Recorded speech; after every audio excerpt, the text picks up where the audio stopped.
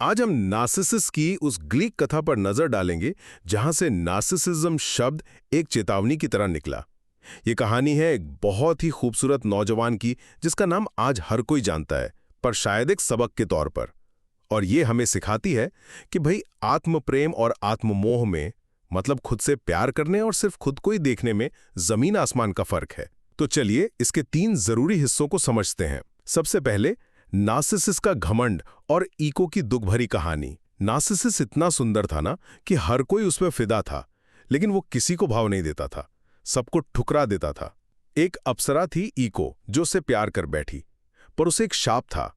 वो बेचारी सिर्फ दूसरों के आखिरी शब्द दोहरा सकती थी, खुद कुछ कह नहीं सकती थी।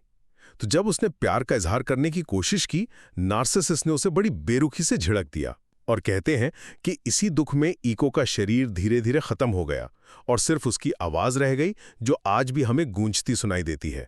दूसरी बात, नार्सिसिस को मिली सजा। देखिए, देवताओं ने उसके इस बर्ताव को देखा और तय किया कि उसे सजा तो मिलनी ही चाहिए। और सजा क्या थी?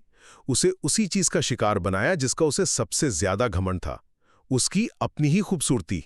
एक दिन जब उसने पानी में अपनी परछाई देखी तो बस वो उसे ही दिल दे बैठा, ये समझकर कि वो कोई और है। वो अपनी ही छवि के प्यार में इतना डूब गया कि खाना पीना सब भूल गया और वहीं भूख प्यासे तड़प कर मर गया। और आखिर में इस कहानी का असली मतलब क्या है? क्या ये आत्म प्रेम यानी सेल्फ लव था? नहीं, बिल्कुल नहीं।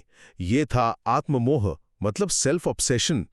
नार्सिसिस तो खुद को जानता तक नहीं था, वो तो बस एक परछाई के पीछे दीवाना था जो कभी जवाब नहीं दे सकती थी।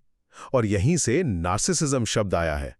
आज इसका मतलब सिर्फ घमंड नहीं होता, बल्कि एक ऐसी दिमागी हालत है जहां इंसान दूसरों से इतना कट जाता है कि वो असली भावनाओं को महसूस ही नहीं कर पाता। तो ये कहानी हमें एक सीधी सी बात सिखाती है, जो इंसान दूसरों को महसूस नहीं कर पाता, वो आखिर में खुद से भी नहीं जुड़ पाता।